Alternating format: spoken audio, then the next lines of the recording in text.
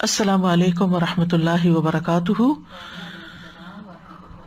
نحمده ونصلی علی رسولہ الکریم، اما بعد فاعوذ باللہ من الشیطان الرجیم، بسم اللہ الرحمن الرحیم، رب اشرح لی صدری ویسر لی امری واحلل عقدۃ من لسانی یفقہوا قولی۔ لو أنزلنا هذا القرآن على جبل لرأيته خاشعا متصدعا من خشية الله وتلك الأمثال نضربها للناس لعلهم يتفكرون۔ ضرب الامثال کے سلسلے میں آج ہم ریاکاری کرنے والے کی مثال کے بارے میں پڑھیں گے۔ اس سے پہلے ہم نے اخلاص کے ساتھ اللہ کے راستے میں خرچ کرنے کے فوائد کے بارے میں مثال پڑھی۔ آج ہم دیکھیں گے کہ اس کے برعکس جو شخص ریاکاری سے کام لیتا ہے، احسان جتاتا ہے، دوسروں کو دکھ دیتا ہے کچھ دے کر، تو اس کا حال کیا ہے۔ ارشاد باری تعالیٰ ہے، یا ایہا الذین آمنوا لا تبطلوا صدقاتکم بالمن والأذى كالذي ينفق ماله رئاء الناس ولا يؤمن بالله واليوم الآخر فمثله كمثل صفوان عليه تراب فأصابه وابل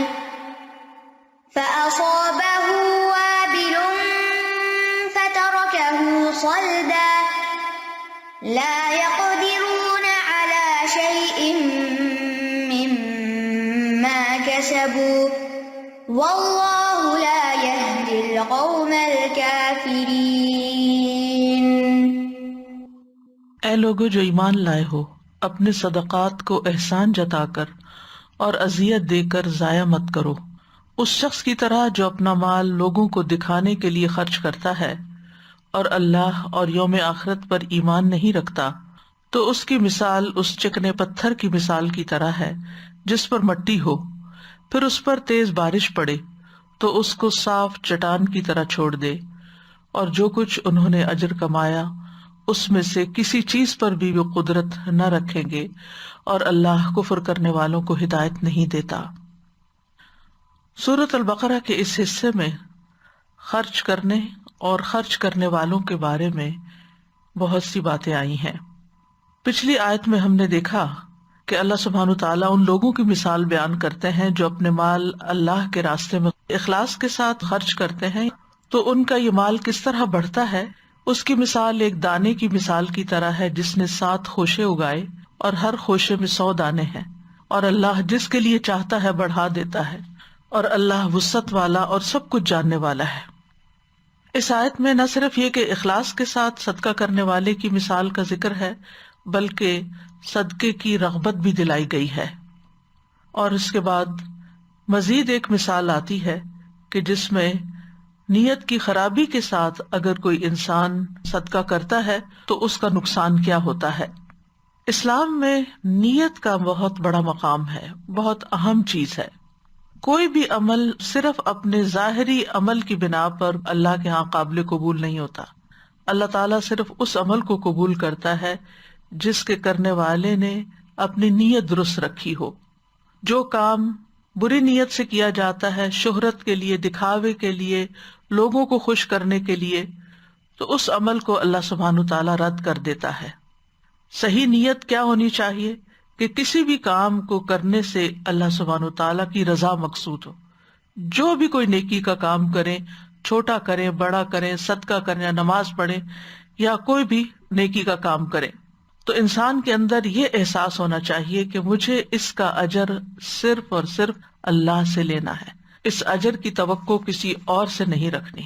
لیکن اگر انسان بری نیت سے کام کرتا ہے، یعنی بری نیت کا مطلب کیا ہے کہ نیکی کا کام بظاہر دین کا کام کر کے اس سے دنیا کا فائدہ اٹھانا چاہتا ہے، اور اس لیے کہ لوگ اس کی تعریف کریں، لوگوں میں اس کی شہرت ہو، اس کی پاپولیرٹی بڑھ جائے، لوگوں کے درمیان اس کو بہت عزت مل جائے، تو یہ چیز اللہ سبحانہ و تعالیٰ کے ہاں قابل قبول نہیں۔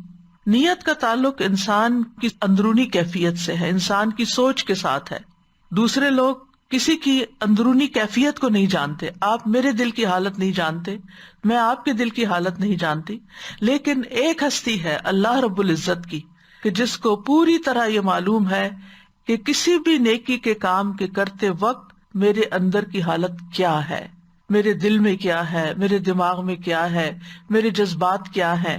ہم لوگوں کو دھوکہ دے سکتے ہیں، لوگ ہمارے بارے میں غلط فہمی کا شکار ہو سکتے ہیں، لیکن ہم اللہ سبحانہ تعالیٰ کو دھوکہ نہیں دے سکتے، کیونکہ وہ ہر چیز کو خوب جاننے والا ہے، اور قیامت کے دن وہ ہر ایک سے اپنے علم کے مطابق ہی معاملہ کرے گا، اور ہر ایک کو وہی بدلہ دے گا جس کا وہ واقعی مستحق ہے۔ یہ نہیں کہ جس کی لوگوں نے بڑی تعریف کی تھی اور لوگوں سے اس کام کی اس کو بڑی تائید مل گئی تھی، اس کے مطابق کہ لوگ اس کو بہت پسند کرتے تھے، یا لوگوں میں اس کی پسندیدگی کا گراف بہت اونچا تھا اس لیے اس کو اجر بھی زیادہ ملنا چاہیے، ایسا نہیں۔ تو نیت کے ساتھ ہی کوئی عمل کارآمد ہوتا ہے، اور نیت بیکار ہو تو عمل بھی بیکار ہو جاتا ہے۔ بری نیت یا ناقص نیت کے ساتھ جو بھی کام کیا جائے وہ بے قیمت ہوتا ہے، اس کی اہمیت یا اس کی جو وقت ہے وہ اللہ کے ہاں کچھ بھی نہیں ہوتی۔ تو جب کسی چیز کی اصل قیمت چکائی جائے تو ہی وہ صحیح چیز انسان کو حاصل ہوتی ہے۔ تو جس مقصد کے لیے آپ کوئی کام کرتے ہیں وہی چیز آپ کو ملے گی۔ دنیا کے لیے کرتے ہیں، دنیا ملے گی، اور اس میں بھی ضروری نہیں کہ ساری دنیا ہی ملے، جو آپ چاہتے ہیں وہ سب کچھ مل جائے، لیکن اللہ کے ہاں تو صرف وہی چیز ملے گی جو آپ نے اللہ کے لیے کی، اللہ کو خوش کرنے کے لیے، اللہ سبحانہ تعالیٰ کو راضی کرنے کے لیے۔ تو اس تمہید کے بعد ہم اس آیت کو مزید دیکھتے ہیں کہ کون سی چیزیں ہیں کہ جو انسان کے صدقات کے راستے میں رکاوٹ بن جاتی ہیں، یا پھر یہ کہ ان کے ثواب کو زائد کر دیتی ہیں۔ کیا چیزیں ہیں جو انسان کو گھیر لیتی ہیں اور انسان کی نیت کو خراب کر دیتی ہیں؟ تو ایسی چیزوں کی نفرت دلاتے ہوئے ان کی وضاحت کر دی گئی کہ انسان اس سے باز آ جائے۔ اسی لیے ہم دیکھتے ہیں کہ اللہ سبحانہ تعالیٰ نے پیچھے ایک آیت میں یوں فرمایا، الذین ينفقون اموالهم فی سبیل اللہ ثم لا یتبعون ما انفقوا منا ولا اذى لهم اجرهم عند ربهم ولا خوف علیہم ولا هم يحزنون قول معروف ومغفرۃ خیر من صدقۃ یتبعها اذى واللہ غنی حلیم۔ جو لوگ اپنے مال اللہ کے راستے میں خرچ کرتے ہیں، پھر انہوں نے جو خرچ کیا اس کے پیچھے نہ کسی طرح کا احسان جتاتے اور نہ کوئی تکلیف پہنچاتے ہیں، ان کا اجر ان کے رب کے پاس ہے، ان پہ نہ کوئی خوف ہوگا نہ وہ غمگین ہوں گے۔ اچھی بات اور معاف کر دینا اس صدقے سے بہتر ہے جس کے بعد کسی تکلیف کا پہنچانا ہو، اور اللہ بہت بے پرواہ اور بے حد بردبار ہے۔ تو ان آیات کے ایک تسلسل کے بعد، ایک سلسلے کے بعد اللہ سبحانہ تعالیٰ اس بارے میں بتاتے ہیں کہ خرچ کرنے کی دو حالتیں ہیں۔ ایک یہ کہ خرچ اللہ کے لیے کیا جائے، صدقہ اللہ کے لیے دیا جائے، اس کے بعد نہ احسان جتایا جائے نہ کسی کو تکلیف پہنچائی جائے۔ اور دوسری حالت کیا ہے کہ صدقہ دکھاوے کے لیے کیا جائے، دے کر احسان جتایا جائے اور پھر دوسروں کو تکلیف پہنچائی جائے۔ تو یاد رکھیے، احسان جتلانا اور تکلیف دینا صدقے کو باطل کر دیتا ہے، اور اس کے برعکس اخلاص جو ہے وہ صدقے کے ایک دانے کو بھی 700 دانوں تک بڑھا دیتا ہے۔ تو آیت کی وضاحت دیکھتے ہیں۔ فرمایا یا ایھا الذین آمنوا، حرف ندا سے بات شروع ہو رہی ہے، ایمان والوں کو پکارا جا رہا ہے، اے ایمان والو سنو، غور کرو، توجہ دو۔ اللہ کا جب حکم آئے تو سنی انسنی نہ کر دو، ایسے ہی اس سے نہ گزر جاؤ۔ اگر کسی اچھے کام کا حکم دیا جا رہا ہے، کسی خیر اور بھلائی کے کام کا، تو اسے کر گزرو، اور اگر کسی چیز سے روکا جا رہا ہے جو تمہارے حق میں نقصان دے تو اس سے رک جاؤ۔ تو یہاں پر روکا جا رہا ہے بنیادی طور پر ایمان والوں کو خطاب کر کے کہ لا تبطلوا صدقاتکم، اپنے صدقات کو باطل نہ کرو۔ باطل کا مطلب ہے فاسد۔ کہا جاتا ہے کہ یہ چیز فاسد ہے، یا کہا جاتا ہے یہ چیز باطل ہے، تو یہ فاسد اور باطل دونوں ایک ہی معنی میں ہے۔ تو ہر وہ کام، ہر وہ عمل جس کے نتیجے میں کوئی اثر مرتب نہ ہو یا کوئی نتیجہ نہ نکلے اس کا، وہ فاسد ہوتا ہے۔ یعنی آپ نے ایک کام کیا مثلا کھانا بنایا اور اس کو جلا دیا تو کسی کے بھی کام نہ آیا، کسی کا بھی پیٹ نہ بھرا، کوئی اس کو چکھ بھی نہ سکا. اور بہت دفعہ آپ ایسے تجربات سے گزرتے ہیں. یا آپ نے کوئی چیز بنائی، مثلاً آپ نے گلاس میں کوئی چیز بھر کے رکھی اور اتنے میں گلاس آپ کے ہاتھ سے سلپ ہو گیا اور سب کچھ ٹوٹ پھوٹ کے اسپل آؤٹ ہو گیا، ختم ہو گیا، تو اس سے آپ کو کوئی فائدہ نہ ہوا. تو باطل وہ عمل ہوتا ہے جس کا کوئی فائدہ مند نتیجہ نہ نکلے، یعنی جس سے کچھ حاصل نہ ہو، وہ بیکار ہو، فضول میں جائے. خواہ وہ عبادت کا کام ہو، جسے کہتے ہیں نا اس کی نماز باطل ہو گئی، تو کیا مطلب ہے کہ یہ نماز ادائی نہیں ہوئی یا اس کا کوئی اجر و ثواب بھی نہیں ملے گا. اسی طرح حقوق العباد میں بھی اگر آپ کوئی معاہدہ کرتے ہیں اور اس کو پورا نہیں کرتے تو وہ باطل ہو جاتا ہے، یعنی جس مقصد کے لیے وہ کانٹریکٹ کیا گیا تھا وہ پورا ہی نہیں ہوا. بعض اوقات کہتے ہیں یہ بیع یا تجارت باطل ہے، یعنی وہ کمپلیٹ نہیں ہوئی، اس کا کچھ نتیجہ نہیں نکلا. تو عبادات کی ادائیگی میں بہت سی شرائط ہوتی ہیں، اور اگر وہ عبادت صحیح طریقے پر ادا کی جائے تو اس کے صحیح اثرات بھی، نتائج بھی سامنے آتے ہیں. مثلاً اگر کوئی عبادت ہم پر فرض کے درجے میں ہے یا واجب میں ہے تو اس کے نتائج کیا ہوں گے اگر ہم صحیح طریقے پر ادا کریں گے. مثلاً یہ کہ نمبر 1 ہمارا فرض پورا ہو جائے گا، یعنی ہم پر عبادت جو فرض کی گئی، جیسے نماز فرض کی گئی ہے، تو اگر ہم وضو کے ساتھ اس کی ساری شرائط ارکان کے ساتھ اس کو ادا کرتے ہیں تو گویا نمبر 1 ہمارا فرض پورا ہو گیا. نمبر 2 یہ کہ صرف فرض پورا نہیں ہوا بلکہ اس کا اجر و ثواب بھی حاصل ہوگا. اور نمبر 3 یہ کہ نہ صرف یہ کہ آخرت کا اجر و ثواب بلکہ نماز پڑھنے کے جو دنیاوی فائدے انسان کو حاصل ہوتے ہیں، اگرچہ ان کو سامنے رکھ کے نماز نہیں پڑھی جاتی لیکن وہ بھی حاصل ہوتے ہیں.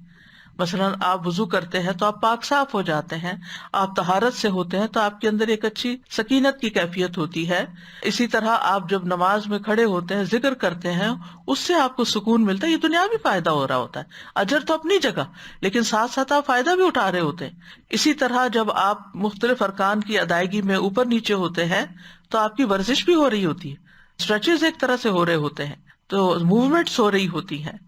پھر وقت کی پابندی اور بے شمار دنیاوی فوائد ہیں جن کے لیے نماز نہیں پڑھی جاتی لیکن وہ ہوتے ہیں.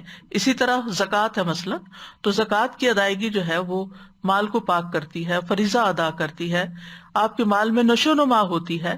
پھر زکوٰۃ یا صدقات کے جو مزید فوائد ہیں کہ وہ مصیبتوں کو ٹالتا ہے، آپ کے رزق میں اضافے کا باعث بنتا ہے، جس کو آپ دیتے ہیں اس کے ساتھ آپ کے تعلقات اچھے ہوتے ہیں، آپ کو خوشی حاصل ہوتی ہے، ایک سکون ملتا ہے.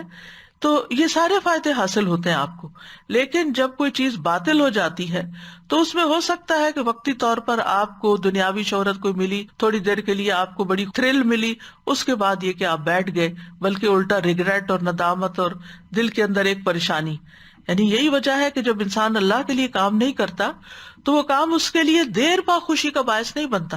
آخرت میں تو خیر اس کے لیے ہے ہی کچھ نہیں، لیکن دنیا میں بھی وہ زیادہ فائدے کا نہیں ہوتا. تو بہرحال جب کوئی عمل باطل ہوتا ہے تو اس کا مطلب یہ ہے کہ ذمہ داری ہماری پوری نہیں ہوتی، ثواب حاصل نہیں ہوتا. اور اس کے کئی ایک اسباب ہیں، جس میں ایک سبب یہ ہے کہ کسی رکن یا شرط میں خلل واقع ہو، یا یہ کہ کوئی ایسی رکاوٹ آ جائے کہ جو عبادت پر اثر انداز ہو. تو یہاں پر فرمایا لا تبطلوا صدقاتکم، یعنی اپنے صدقات کو بیکار نہ کر دو، ضائع نہ کر دو. اور صدقات صدقہ کی جمع ہے. ہر وہ چیز جو انسان اللہ سبحانہ تعالیٰ کا قرب حاصل کرنے کے لیے خرچ کرتا ہے وہ صدقہ کہلاتا ہے. اور پھر اس کی تقسیم بھی ہے فرض صدقات میں، جیسے زکوٰۃ ہے، نفقات واجبہ ہے جیسے بیوی کا نفقہ ہے، یا اور جس کو دینا ہمارے ذمہ ہو اس کو دینا.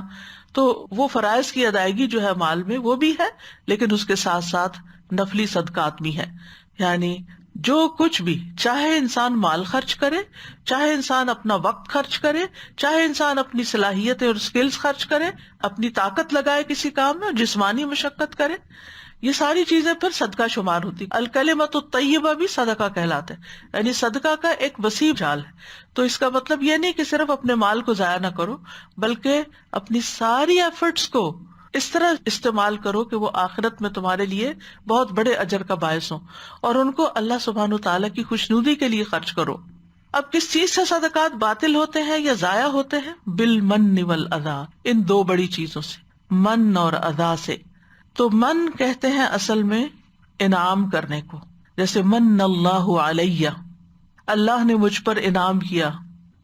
اسی طرح کہتے ہیں فلان لہ علیہ منہ، کہ فلاں کا مجھ پر بڑا احسان ہے، اس نے مجھ پر بڑے انعام اکرام کیے ہوئے ہیں، اس نے میرا بڑا خیال رکھا ہے. اسی سے اللہ تعالیٰ کا فرمان ہے لقد من اللہ علی المؤمنین اذ بعث فیہم رسولا من انفسہم. یہ سورۃ آل عمران 164 ہے. بلا شبہ یقیناً اللہ نے ایمان والوں پر احسان کیا جب ایک رسول انہی میں سے بھیجا. تو یہ احسان بطور انعام. اور اس کی مثال کیا ہے؟ ابن عباس کہتے ہیں کہ رسول اللہ صلی اللہ علیہ وسلم اپنے مرض وفات میں ایک پٹی سے اپنے سر کو باندھے ہوئے باہر تشریف لائے، ممبر پر تشریف لائے، اللہ تعالیٰ کی حمد و ثنا کے بعد فرمایا اپنی جان اور مال کو مجھ پر، اپنی جان فزیکلی جان اور مال کو مجھ پر ابو بکر سے زیادہ اور کوئی خرچ کرنے والا نہیں، یعنی ان کے مجھ پر بہت انعام ہے. یعنی امن علیہ کا لفظ آتا ہے عربی میں، انہ لیس من الناس احد امن علیہ فی نفسہ ومالہ من ابی بکر ابن ابی قحافہ. یعنی ابو بکر نے میرے لیے اپنا آپ بھی دیا، اپنا وقت بھی دیا، اپنی صلاحیتیں بھی دی، سپورٹ کیا، ساتھ دیا، ہجرت کے وقت ساتھ تھے اور غار ثور میں آپ کے ساتھ تھے. بہت سے مواقع آتے ہیں کہ جب وہ آپ کے ساتھ ہوتے ہیں. اور اسی طرح یہ ہے کہ ہر موقع پر اپنا مال بھی خرچ کرتے ہیں. تو ان کے اس رویے کو آپ من کہتے ہیں کہ انہوں نے میرے ساتھ بہت احسان کیے. اسی سے اللہ سبحانہ تعالیٰ کا نام المنان بھی ہے. اس کا مطلب ہے انعام کرنے والا، عطا کرنے والا، بخشنے والا، کچھ دینے والا. اسی طرح من کا دوسرا معنی بھی کیا جاتا ہے اور اس کا معنی ہوتا ہے کم کرنا. اسی سے اللہ تعالیٰ کا فرمان ہے وَإِنَّ لَكَ لَأَجْرًا غَيْرَ مَمْنُونَ، اور بے شک آپ کے لیے یقیناً ایسا اجر ہے جو کم ہونے والا نہیں ہے، منقطع ہونے والا نہیں ہے. یعنی اس کو کاٹا نہیں جائے گا، ختم نہیں کیا جائے گا. وہ آپ کا سلسلہ صدقہ جاریہ ہمیشہ قیامت تک جاری رہے گا. آخری مسلمان تک بھی جو عمل کرے گا اس کا اجر نبی صلی اللہ علیہ وسلم کو ملے گا. اسی طرح موت کو بھی منون کہا جاتا ہے عربی زبان میں، کیونکہ وہ عمر کو کم کر دیتی ہے، زندگی کم کر دیتی ہے. تو اس آیت میں من سے مراد کمی کرنا ہے، یعنی احسان جتلانا نعمت کو کم کر دیتا ہے، اس کے اجر کو ختم کر دیتا ہے، بے مزہ کر دیتا ہے. یعنی مثلاً آپ کسی شخص پر کوئی احسان کرتے ہیں، صدقہ دیتے ہیں، مال دیتے ہیں، پھر آپ اس پر احسان بھی جتاتے ہیں، تو آپ کیا کرتے ہیں؟ کمی کرتے ہیں. یعنی جو آپ کو کرنا چاہیے تھا نا پورا، وہ آپ نے نہیں کیا. یعنی اس سے پتہ چلتا ہے کہ بغیر احسان جتلائے صدقہ کرنے کا معنی ہے کہ جس پر صدقہ کیا جائے اس پر احسان نہ جتایا جائے، اس کو اپنے احسان کی یاد دہانی نہ کرائی جائے، انعامات کو شمار کر کے نہ بتایا جائے، احسان کا اظہار نہ کیا جائے، کیونکہ اس کا نتیجہ بڑا خطرناک ہے، یہ انسان کے عمل کو ضائع کر دیتا ہے. یعنی ایک تو اس کام کا مزہ کم کر دیتا ہے، انسان کی عزت کم ہو جاتی ہے. اب دیکھیں کتنی کمیاں لاحق ہو جاتی ہیں، انسان کی اپنی عزت کم ہو جاتی ہے جب آپ کسی کو دیکھ کے پھر احسان بھی جتانا شروع کر دیتے ہیں. دوسرا یہ کہ اس کے جو آپ کو وقتی دنیا کے فائدے ملنے تھے وہ بھی کم ہو جاتے ہیں. یعنی جس کو آپ نے دیا اس کے دل میں بجائے اس کے کہ آپ کی محبت عزت پیدا ہو، وہ الٹا آپ سے نفرت کرے گا. یعنی وہ آپ سے دور ہوگا کہ کس قسم کا یہ شخص ہے. مجبوری کے مارے شاید آپ سے کچھ لے لے، لیکن آپ کی عزت اس کے دل میں نہیں ہوگی. اور اسی طرح اجر تو آپ بعض اوقات پورے کا پورا ہی ضائع کر دیتے ہیں، یا اس مقدار کے مطابق جتنا آپ من سے کام لے رہے ہوتے ہیں. آپ دیکھیے کہ کبھی احسان جتانے کا یہ عمل صدقہ کرنے کے ساتھ ہی ہو جاتا ہے یا کبھی اس کے بعد ہوتا ہے. کبھی انسان جب کسی کو کچھ دے رہا ہوتا ہے نا تو کہتا ہے یہ لیں اس رمضان میں یہ آپ کے لیے کھجور ہے، یاد ہے میں پچھلے رمضان میں آپ کے لیے فلاں کھجور لائی تھی. تو یہ جو ذکر کرنا نا وہ پچھلے رمضان میں جو میں نے آپ کو دیا تھا نا، یہ اسی قسم کا ہے. تو یہ اسی موقع پہ آپ نے اس کو احسان جتا دیا، یاد کرا دیا، یاد رکھو وہ میں پہلے بھی تمہیں دیتی رہی ہوں، بھولنا مت. تو یہ جو زبان سے یہ ایکسٹرا لفظ بول دینا ہے نا، یہ بھی احسان جتانے میں آ جاتا ہے، اور یہ اس عمل کا اثر یا اس کا اجر کم کر دیتا ہے. اور کبھی بعد میں بھی ہوتا ہے، یعنی مدت بعد آپ کسی کو کوئی بات یاد کراتے ہیں اور پھر یہ کہ جب کوئی لینے کے لیے آتا ہے، مثلا کوئی قرض مانگنے آتا ہے یا کوئی اپنی ضرورت پیش کرنے کے لیے آتا ہے کہ مجھے اس چیز کی ضرورت ہے، تو آپ کہتے ہیں یاد ہے فلاں فلاں موقع پر بھی تم آئے تھے اور پھر میں نے تمہارے ساتھ یہ کیا تھا، یاد ہے میں فلاں موقع پر تمہارے ساتھ فلاں جگہ گئی تھی اور وہاں سے تمہیں یہ خرید کر دیا تھا، یاد ہے فلاں وقت، یاد ہے فلاں وقت. یعنی پچھلی بھولی بسری باتیں بھی دوسرے کو یاد کرانا، اور وہ سننے والے کا دل چھوٹا ہو رہا ہوتا ہے، اور وہ چونکہ ضرورت مند ہوتا ہے اس لیے مسکین بول بھی نہیں سکتا کہ بھئی بس کرو، اتنی یادیں نہ یاد دلاؤ. یعنی یہ کوئی گڈ میموریز نہیں ہے کہ انسان کسی مصیبت یا مجبوری میں کسی کے پاس جائے. تو یہ ہے ایک چیز جو انسان کے صدقات کو ضائع کرتی ہے. دوسری چیز ہے الاذا.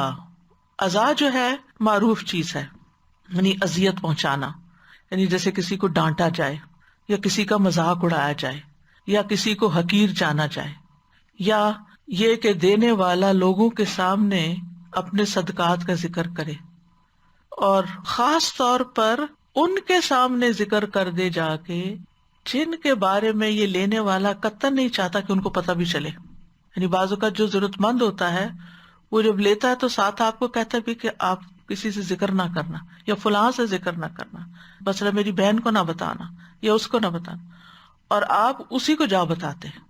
اور جب اس کو پتا چلتا ہے لینے والے کو کہ اس نے میرے ساتھ یہ کر دیا ہے اور اس کو پتا چل گیا ہے کہ میں نے یہ لیا ہے فلاں سے، تو یہ چیز سخت اذیت اور تکلیف کا باعث بنتی ہے.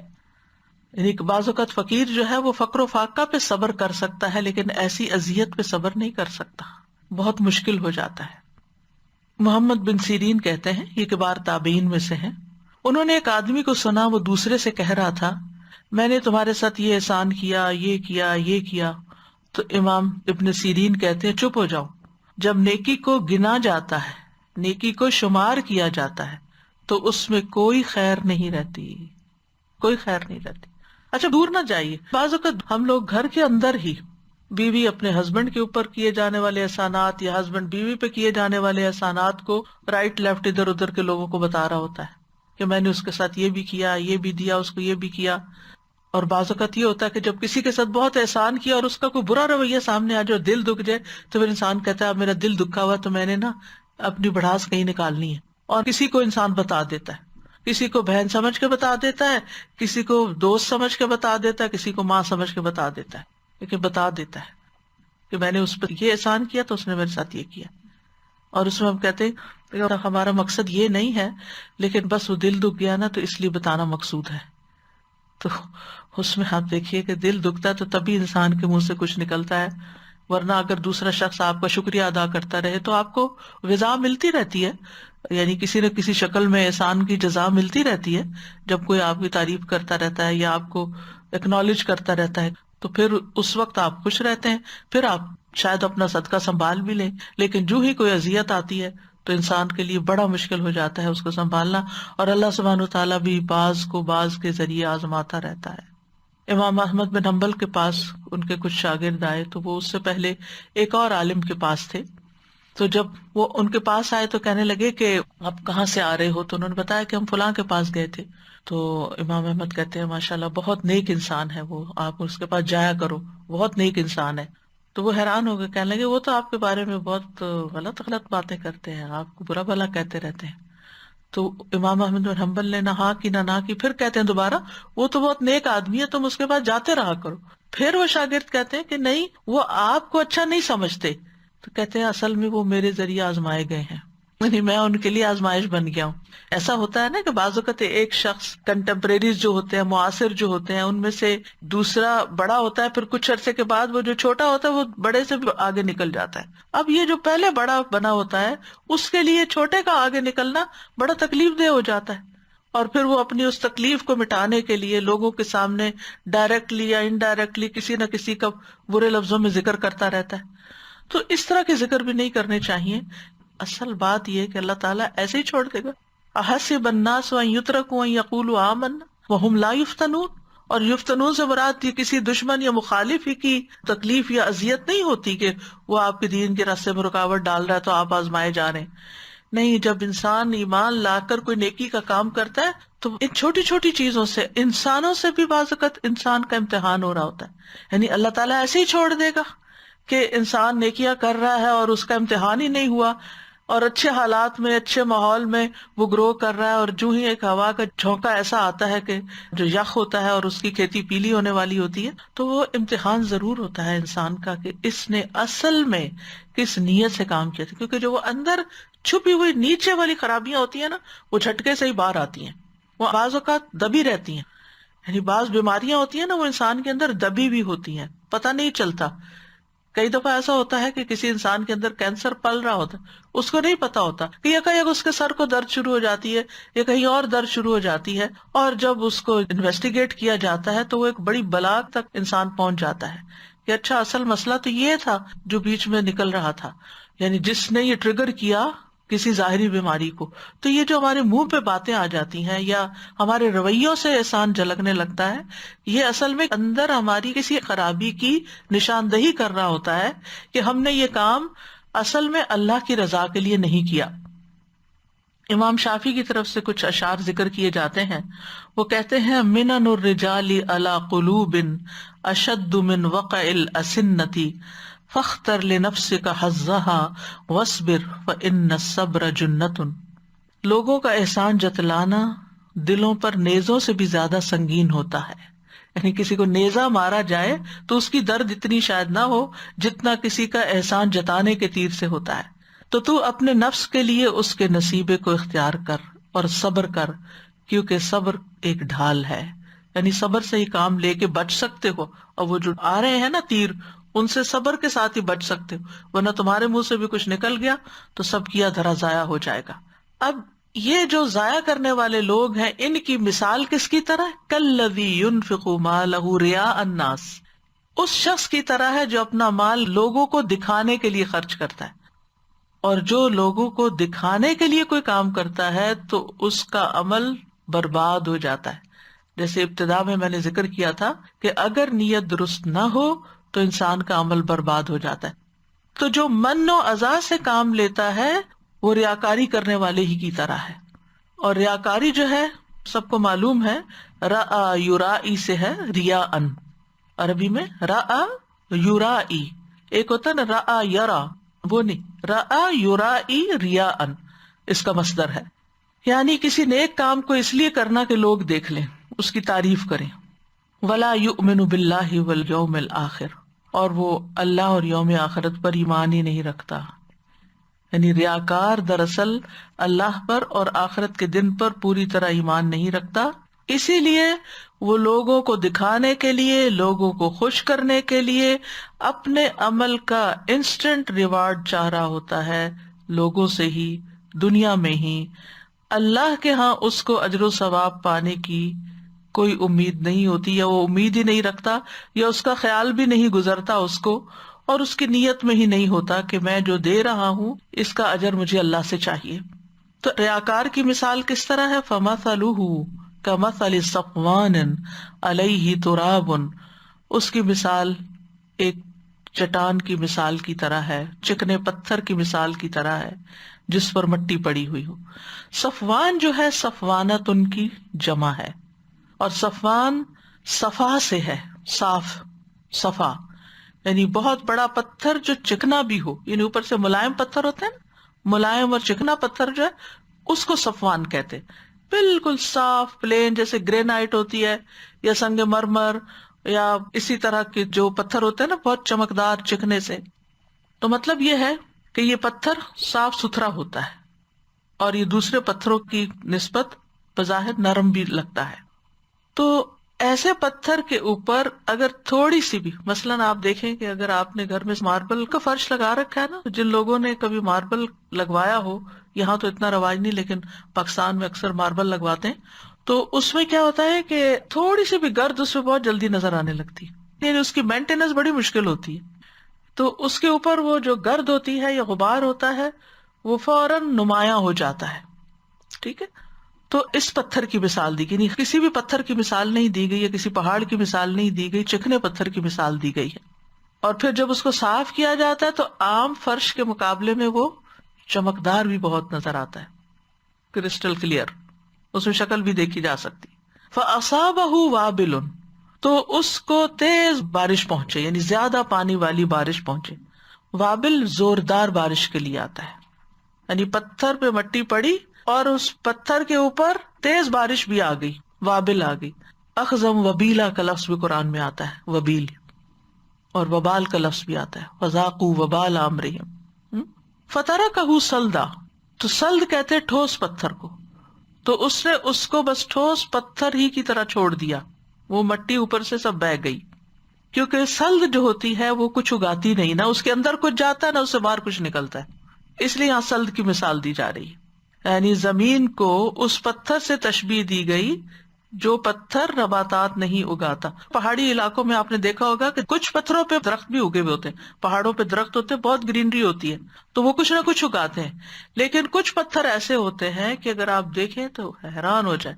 جب میں پہلی دفعہ مکہ گئی تو مئی کا مہینہ تھا، سخت گرمی تھی، اور اتنی شدید گرمی شاید زندگی میں کبھی نہیں میں نے محسوس کی تھی.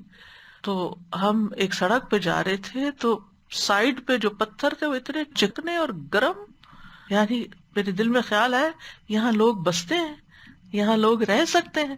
یعنی اتنی شدید گرمی میں اور اتنے چٹیل پتھر، کوئی گرینری نہیں ان کے اوپر، کوئی گھاس نہیں، کوئی مٹی نہیں، کچھ نہیں، پتھر کے پتھر. تو ایسے پتھروں میں کچھ اگتا نہیں ہے، چاہے بارش ہو بھی سارا پانی بہہ جاتا ہے، چند سیکنڈ کے اندر بالکل ڈرائی ہو جاتے ہیں، جیسے پہلے تھے ویسے ہی ہو جاتے ہیں. یعنی وہ جیسے پہلے چمک رہے تھے نا، دکھاوا ہو رہا تھا ان کا، وہ دوبارہ شروع ہو جاتا ہے. لا يقدرون على شيء مما كسبوا، وہ کسی چیز پر بھی قدرت نہیں رکھتے اس میں سے جو انہوں نے کمائی کی، محنت کی. یعنی جو انہوں نے اس مٹی میں جو اس پتھر کے اوپر پڑی تھی کچھ اگایا، تو اس سے کوئی کھیت نہیں نکلا، کوئی کھیتی نہیں کاٹی، کچھ بھی نہیں. فَأَصْبَحَ يُقَلِّبُ كَفَّيْهِ عَلَى مَا أَنفَقَ فِيهَا، تو اس نے اس حال میں صبح کی کہ اپنی ہتھیلیاں ملتا رہ گیا جو اس میں اس نے خرچ کیا تھا. یعنی بعض اوقات ایسا ہوتا ہے نا کہ ایک پتھر ہے نیچے، یعنی زمین پر، اس کے اوپر کچھ مٹی پڑی ہوئی ہے، یعنی ایک لیئر ہے مٹی کی، تو انسان کہتا ہے یہاں میں کچھ اگا لیتا ہوں، بارش پڑے گی تو کچھ نہ کچھ اگ جائے گا. اچھا جب وہ بارش آتی ہے تو جو اس نے بیج ڈالا ہوتا ہے، جو محنت کی ہوتی ہے، وہ سارا بہہ جاتا ہے، پتھر نکل آتا ہے، اس کا بیج بھی گیا، اس کی محنت بھی گئی، اور اس کی ساری امیدیں بھی ختم ہو گئی. تو یہی حال اس شخص کا ہے. یعنی جو ان کی امید تھی کہ کوئی ثواب وغیرہ مل جائے گا، کچھ بھی نہیں ملا، یا اس کھیتی کے اگ جانے کے بعد اس کے جو فائدے حاصل ہونے تھے کچھ بھی حاصل نہیں ہوا. تو بنیادی طور پر تو معنی یہی ہے کہ ثواب حاصل کرنے کی قدرت نہیں رکھتے. جو لوگ اپنے صدقات کو احسان اور تکلیف پہنچانے کے ساتھ باطل کر لیتے ہیں، جو ریاکاری اور فخر کے اظہار کے لیے صدقہ کرتے ہیں، وہ اس چیز کے ثواب کو حاصل کرنے کی قدرت نہیں رکھتے جو انہوں نے عمل کیے ہوتے ہیں، کیونکہ ان کے اعمال کے ساتھ ریاکاری اور ایذا پہنچانے کا عمل ہوتا ہے جو ان کے صدقات کی برکت کو مٹا دیتا ہے، اس کے نتیجے کو ختم کر دیتا ہے، اس کے ثواب کو زائل کر دیتا ہے. اسی طرح ایک معنی یہ بھی کیا گیا ہے کہ وہ مال پر قدرت نہیں رکھتے. یعنی منافق اور ریاکار کے پاس جو مال ہوتا ہے اس پر وہ کچھ قدرت نہیں رکھتے، کیونکہ مال اللہ کی ملکیت ہے اور اللہ تعالیٰ مال کے ساتھ احسان کرتا ہے. تو لازم تھا کہ وہ اس کا شکر ادا کرتے جو اللہ کا احسان تھا، اور اس کو احسان جتلانے، تکلیف پہنچانے اور ریاکاری کے بغیر خرچ کرتے تاکہ ان کو اللہ تعالیٰ کی طرف سے اچھا ثواب ملتا. یعنی مما کسبو، جو ان کی محنت تھی، جو انہوں نے خرچ کیا، جو انہوں نے اوپر وقت لگایا، اور جو اس کا وہ نتیجہ چاہتے تھے وہ کچھ بھی حاصل نہ ہوا. واللہ لا یہدی القوم الکافرین، اور اللہ کافر قوم کو ہدایت نہیں دیتا. کفر کا ایک معنی ہوتا ہے انکار اور دوسرا معنی ہوتا ہے ناشکری. یہاں کافر ناشکرے اور منکر نعمت کے معنوں میں استعمال ہوا ہے. یعنی جو شخص اللہ کی دی ہوئی نعمت کو اس کے راستے میں اس کی رضا کے لیے خرچ کرنے کی بجائے لوگوں کو خوش کرنے کے لیے خرچ کرتا ہے، یا اگر اللہ کے راستے میں کچھ مال دیتا بھی ہے اور نیت اللہ کو خوش کرنے کی ہے لیکن اذیت دینے لگتا ہے اور احسان جتانے لگتا ہے، تو ایسا شخص جو ہے وہ کبھی بھی سیدھے راستے پہ نہیں ہو سکتا، وہ کبھی بھی اپنی منزل تک نہیں پہنچ سکتا، وہ اس کا کوئی اجر و ثواب نہیں پا سکتا. یاد رکھیے، اذیت دینا، احسان جتلانا مومن کا شیوا نہیں ہوتا. ایمان کے ساتھ یہ چیزیں زیب ہی نہیں دیتی. یعنی یہ کہنا کہ واللہ لا یہدی القوم الکافرین میں اس بات کی طرف اشارہ ہے کہ ریاکاری اور احسان جتانا جو ہے اور سائل کو اذیت دینا، یہ مسلمان کی خصوصیات نہیں ہوتی، یہ تو کافروں کی خصوصیات ہیں. یہ کام مومن کے شایان شان نہیں ہے، کسی ایمان والے سے یہ توقع نہیں کی جا سکتی. ایسے لوگوں کو اللہ تعالی توفیق ہی نہیں دیتا کہ پھر وہ کوئی اچھا کام اس کے لیے کر سکیں. اور اسی طرح اگر کافرین کو کفر اکبر کے معنوں میں لیا جائے تو بھی کیا معنی ہوگا کہ جن لوگوں پر کلمہ عذاب ثابت ہو گیا ہے وہ پھر ایمان نہیں لاتے، ان کو ہدایت نہیں ملا کرتی. ان الذین حقت علیہم کلمۃ ربک لا یؤمنون، یعنی اگر عمومی معنوں میں اس کو لیا جائے کہ اللہ تعالیٰ کافر قوم کو ہدایت نہیں دیتا تو اس کا معنی یہی ہوگا کہ پھر ان سے ہدایت توفیق چھین لی جاتی ہے. وَلَوْ جَاءَتْهُمْ كُلُّ آیَةٍ حَتَّى يَرَوْا الْعَذَابَ الْأَلِيمَ، خواہ ان کے پاس ہر نشانی آ جائے یہاں تک کہ دردناک عذاب دیکھ لیں. تو بنیادی طور پر اس مثال کے اندر صدقات کے ثواب کو ختم کرنے والی چیزوں کا بیان ہے کہ کیا کیا چیزیں صدقات کا ثواب ضائع کر دیتی ہیں. صدقہ جو ہے ایک عبادت ہے، اور عبادت صرف اللہ کی رضا کے لیے کی جاتی ہے، اسے ضائع نہیں کرنا چاہیے. اللہ سبحانہ وتعالیٰ مثال کے ذریعے بات کو مزید واضح فرما رہے ہیں کہ وہ لوگ جو اپنا مال لوگوں کو دکھانے کے لیے خرچ کرتے ہیں ان کی حالت پتھر کی حالت کی طرح ہے جس پر مٹی ہے. ٹھیک ہے، مٹی اس کو ڈھانپے بھی ہوتی ہے، یعنی دیکھنے والا سمجھتا ہے کہ بڑی زرخیز مٹی اور کاشتکاری کے لیے بڑی عمدہ ہے، لیکن جب وہ اس میں کاشت کرتا ہے اور زور کی بارش آتی ہے تو بارش سے تو توقع یہ ہوتی ہے کہ یہ اور پھلے پھولے گی، لیکن بارش نے تو الٹا کام کر دیا، ہر چیز صفا کر کے رکھ دی اور پتھر بھی صفا کر دیا. تو اسی طرح یہ سارے امور انسان کی کوششوں کی صفائی کر دیتے ہیں، اس کو کسی نتیجے تک نہیں پہنچنے دیتے. اس میں آپ دیکھیے کہ چکنے پتھر پر پڑی ہوئی مٹی جو ہے یہ وہ وقتی خیرات اور صدقات ہیں جو وقتی طور پر نظر آتے ہیں.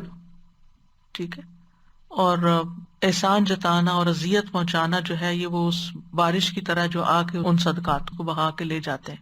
ٹھیک ہے، مٹی جو ہے ان چیزوں کو قبول کرتی ہے، پانی جذب کر لیتی ہے، بیج لے لیتی ہے، پھر اس کے بعد اگاتی ہے، یعنی اس کے بہت سارے کام ہوتے ہیں. لیکن اگر مٹی ہی بہہ جائے تو پھر ہاتھ میں کیا آئے گا؟ یعنی مٹی کیا ہے؟ وہ صدقات ہیں جو وقتی طور پر پڑے پتھر کے اوپر یا صدقات دیے تو وقتی ایک شان و شوکت ہو گئی، خیر کی امید لگ گئی، احسان ریاکاری اور یہ ساری چیزیں آئیں، سارا کچھ لے گئی، اب کچھ بھی ہاتھ میں نہ آیا. مٹی کتنی خوبصورت، کتنی بہترین فائدہ مند چیز ہے کہ جس سے بہت کچھ حاصل ہو سکتا تھا. یعنی ان صدقات سے بہت فائدے ہوتے، اللہ کی رضا حاصل ہوتی، فرائض ادا ہوتے، آخرت میں درجات بلند ہوتے، دنیا کی وبائیں دور ہوتی. لیکن یہاں تو مٹی ہی چلی گئی ساری. جب مٹی ہی چلی گئی تو اس کے ساتھ اس کے سارے فائدے بھی رخصت ہو گئے، کچھ ہاتھ میں نہ آیا. اصل میں یہ پتھر جو ہے نا، چکنا پتھر، یہ مٹی کے نیچے تھا پہلے،